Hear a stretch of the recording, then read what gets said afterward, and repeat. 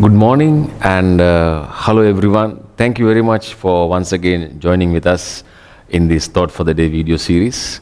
So, you may have heard there are planned journeys and unplanned journeys, or you can call it a trip. Sometimes we plan the trip days ahead, and there are certain journeys we cannot plan. Then and there, we just get ready and take on the journey. And there's a saying, more than the planned trips or journeys, unplanned trips brings you a lot of surprises, unexpected surprises. Okay? So in the same way, there was a journey, it was unexpected, unplanned. It's in the Gospel of Luke chapter 7. Okay? Gospel of Luke chapter 7. And it's from verse 11 to verse 17. This is what really happened. There were a lot of crowds following Jesus. They went with Jesus. And in verse 11, it says that the Lord Jesus went into a city called Nain. And with him, the Bible says, many disciples went with him and a large crowd as usual. Right? So, let's see what happened. Verse 12, and when he came near the gate of the city, behold, a dead man was being carried out, the only son of his mother, and she was a widow. And a large crowd from the city was with her. Now see, Jesus with his disciples and a large crowd was about to enter into a city. And inside from the city, there was a dead man and a large crowd, and they were carrying the corpse outside. And a very coincidence. See, Jesus saw her, right? Jesus saw her. Maybe Jesus saw the dead body carrying, but Jesus reached the mother, and the Bible says she was weeping. Why? First, she was a widow, and she had only one son. And she knew, because after this, how she's going to live.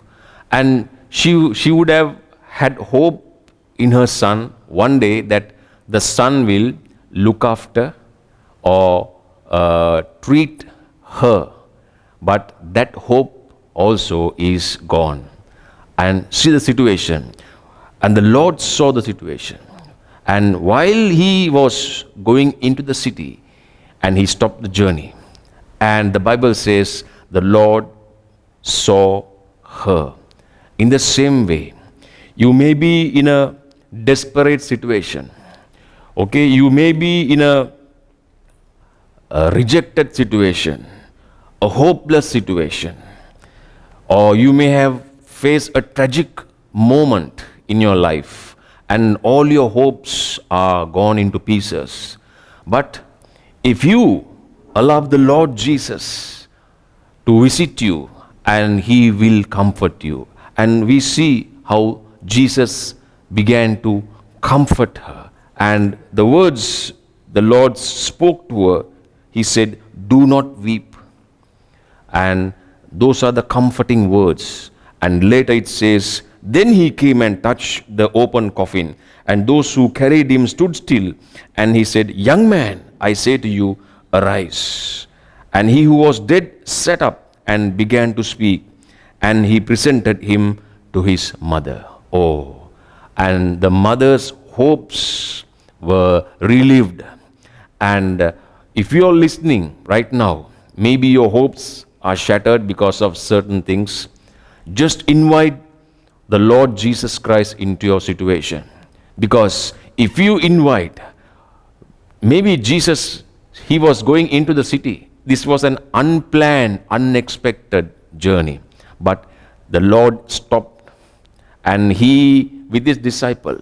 So in the same way, you may be hearing these few thoughts for the first time and you are in a desperate situation. Call the Lord Jesus. He is always there to comfort you because he is our great comforter.